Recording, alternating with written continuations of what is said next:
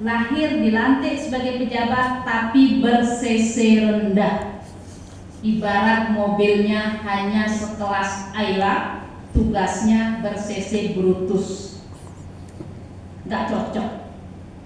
Ini yang disebut dengan serendipitous dalam ilmu filsafat, bahwa pemimpin lahir karena kebetulan dapat rekomendasi. Ini bahaya banget. Plato sudah berkata, bahkan Chanakya ribuan tahun yang lalu sudah berkata, pemimpin tidak boleh serendipitous, tidak boleh hanya karena dapat rekomendasi dan dapat nomor akhirnya menjabat. Dan ini sangat berbahaya. Pemimpin ber-cc kecil itu bahaya banget. Bukan hanya berbahaya buat dirinya, tapi berbahaya terhadap kursi panasnya. Ramayana berkata, dan juga Mahabharata, bisa jadi dalam suatu masa seekor anjing duduk di tahta raja, tapi apakah yang akan terjadi? Dia akan turun untuk menggigit sandal.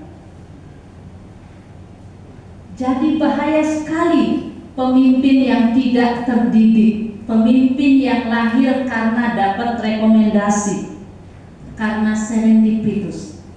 Jadi karena krisis kepemimpinan dan juga dalam beberapa tahun belakangan, saya mohon koreksi dari adik KMHDI kalau omongan saya salah, please correct me if I'm wrong. Saya mengamati sejak beberapa tahun, mungkin 5-10 tahun belakangan, kegiatan-kegiatan pelatihan kepemimpinan nyaris tidak pernah terdengar lagi. Padahal inilah yang seharusnya tidak boleh berhenti. Sayang Bapak Ketua PHDI tadi sudah OTW ke sini, ternyata dapat telepon di tengah jalan. Beliau putar balik lagi. Saya sebenarnya ingin menitipkan ini kepada Bapak Ketua PHDI sekaligus forum alumni dan KMHDI. Kegiatan pelatihan kepemimpinan jangan menjadi kegiatan seremonial yang hanya dilakukan kapan-kapan. Seharusnya semua dari kita, dan kita jangan membebankan kepada PHDI. PHDI pun repot dengan pengadilan hari ini. Masih ya Pak ya. Kita jangan membebankan semua tugas kepada PHDI atau kepada siapapun. Saya lebih memilih kita semua bersama-sama bergandengan tangan untuk kembali mengambil tugas ini. Saya rasanya tidak lagi mendengar ada pelatihan-pelatihan kepemimpinan, sehingga 5-10 tahun ke depan pemimpin macam apa yang akan mendapat mandat? Apakah lagi serendipitous hanya karena mendapat rekomendasi dan kemudian proses demokrasi kita untuk memilih pemimpin belum matang? Pemimpin bisa lahir hanya karena 200.000. Bahkan lebih parah lagi, hanya sebungkus nasi kuning di pagi hari sebelum pencoblosan. Ini adalah situasi yang sangat berbahaya. Kalau kita ngomong ke konteks Hindu yang dimaksud adalah value, bukan mencetak pemimpin menjadi PHDI, bukan begitu maksudnya. Tetapi orang-orang Hindu yang mampu menjadi pemimpin di semua tingkatan, di semua level, di semua bidang.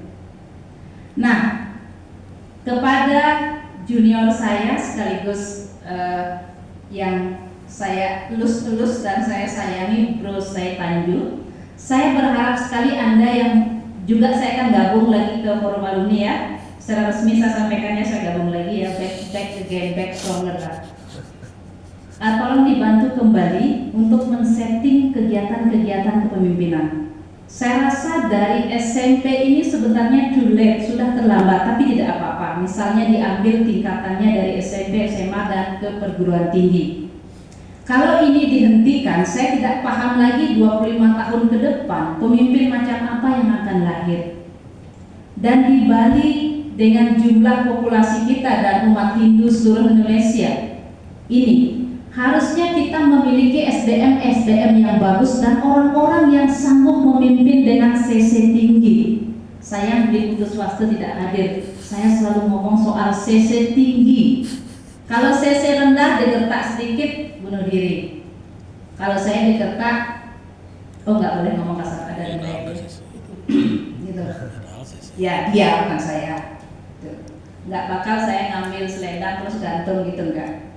Saya lahir dari peradaban Hindu yang memang dididik. Maklum, saya besarnya di Sulawesi Tengah. Kalau tidak bisa berkelahi, nggak usah keluar rumah. Berani ke Makassar, berani ke Kota Palu. Kalau nggak bisa berkelahi, jangan keluar rumah. Apalagi berani jadi pemimpin. Menjadi ketua UKM di kampus saja harus sering-sering bawa batik, bawa ininya manual. Karena kalau di rapat tidak terjadi kesepakatan, kita selesaikan secara adat di luar. Itulah alam Sulawesi. Berbeda banget dengan di sini. Yang look so nice gitu, tapi dicetek di belakang. Ibu dan Bapak, adik-adik sekalian, sebenarnya hal penting yang ingin saya titipkan termasuk ke ide Nabe, kemudian kakak-kakak saya adalah tolong diaktifkan lagi pelatihan-pelatihan kepemimpinan. Tetapi kepada teman-teman di organisasi yang muda-muda, tolong tidak membuat acara seremonial. Anda mengundang pelatih kepemimpinan dari institusi tertentu, ternyata yang dikirim adalah mereka yang tidak kompeten bahkan untuk berbicara sekedar transfer knowledge, itu kadang tidak kompeten. Tetapi pilihlah pelatih-pelatih dan orang-orang yang mampu membangun dan mendidik. Ini aspek dan poin yang paling penting. Di buku ini sebenarnya buku ini tidak boleh dibaca kalau belum makan, karena bisa emosi. Terlalu jujur dan terlalu vulgar buku ini. Kenapa?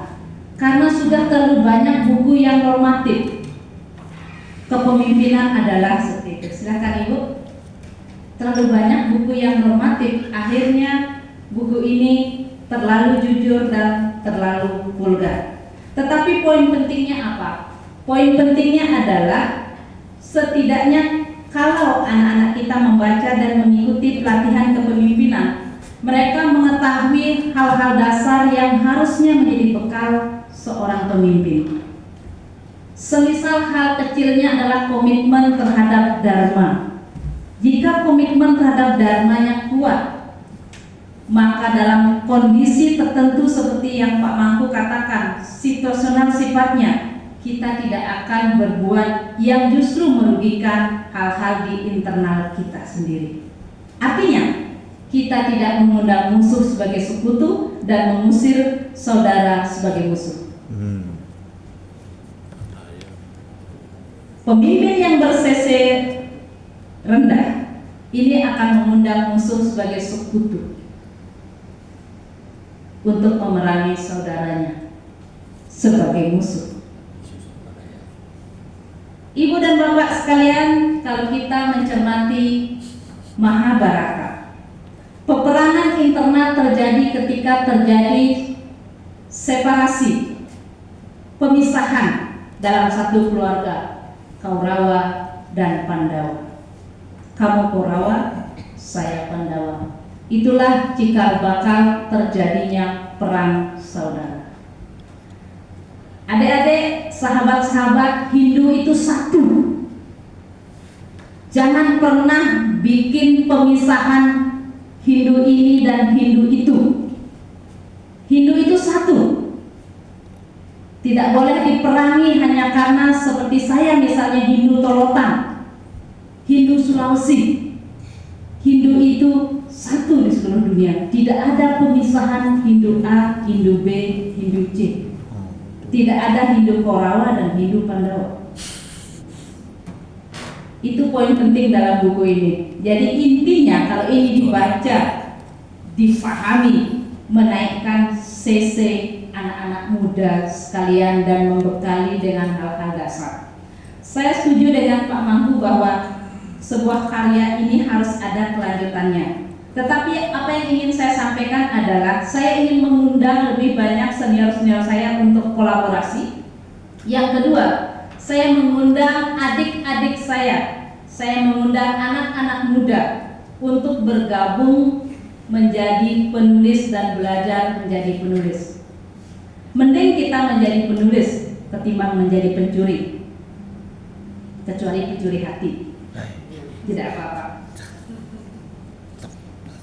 Saya mengundang kita semua, Anda sekalian, dan juga yang mungkin akan menonton tayangan ini di sosial media dan di berbagai berita. Saya mengundang anak-anak muda untuk bersama-sama belajar menulis, berkarya, dan berkontribusi. Kita mungkin tidak dilahirkan untuk menjalani hidup secara sempurna, tapi kita dilahirkan untuk berguna.